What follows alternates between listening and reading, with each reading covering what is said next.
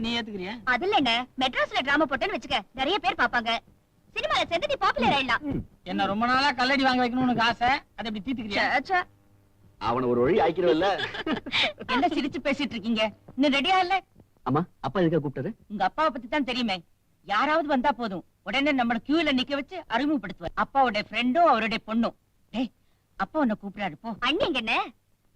300 ரூபாய் புடவை கட்டுறதுக்கு 30 நிமிஷம் ஆகும். 1000 ரூபாய்க்குள்ள புடவை வாங்கி கொடுத்துருக்கேன், கணக்கு பண்ணிக்க.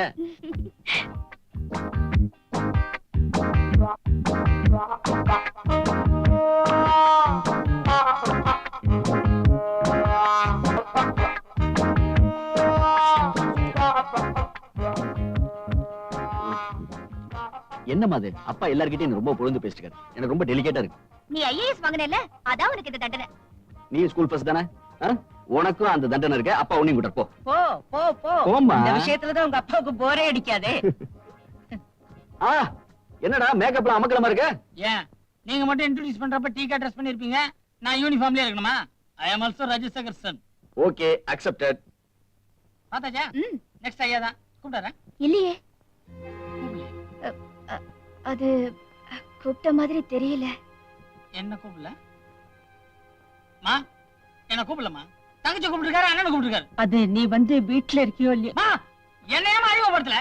வாடா, நான் அறிமுகப்படுத்த சொல்றேன். ஆமா, அவங்க எல்லாம் போயிட்டாங்க. போயிட்டாங்களா?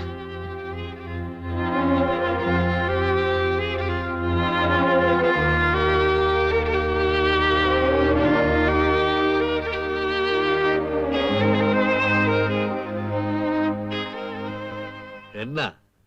உங்க ஃப்ரெண்டு கிட்ட எல்லாரையும் அறிமுகப்படுத்தினீங்களே, கண்ணனை மட்டும் ஏன் அறிமுகப்படுத்தல? அறிமுகப்படுத்தலான்னு தான் இருந்தேன், அதுக்குள்ள. வேண்டாம் வேண்டாம் வேண்டாம். நீங்க என்ன சொல்லி சமாளிக்க போறீங்கன்னு எனக்கு தெரியும். உண்மையிலேயே வேணும்னு தானே கண்ணனை அறிமுகப்படுத்தல. எஸ், அப்படியே வச்சுக்க. பெரிய பையனை கலைக்கு அறிமுகப்படுத்தினேன், என் பொண்ண ஸ்கூல்லயே ஃபர்ஸ்ட்னு சொல்லி அறிமுகப்படுத்தினேன். இவனை என்ன சொல்லி அறிமுகப்படுத்த?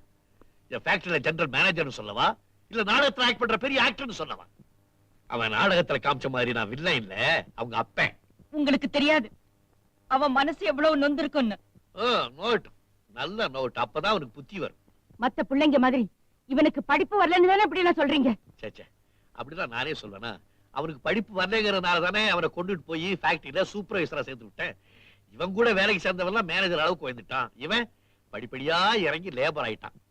நல்ல வித்தா இருந்தா மொட்டை பாறையில கூட முளைக்கும்.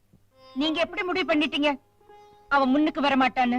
வரட்டும், என் எதிரில உட்கார்ந்து ஈக்குவலா பேசுற அளவுக்கு வரட்டும், அதுக்கப்புறம் அவனை பத்தி பேசு.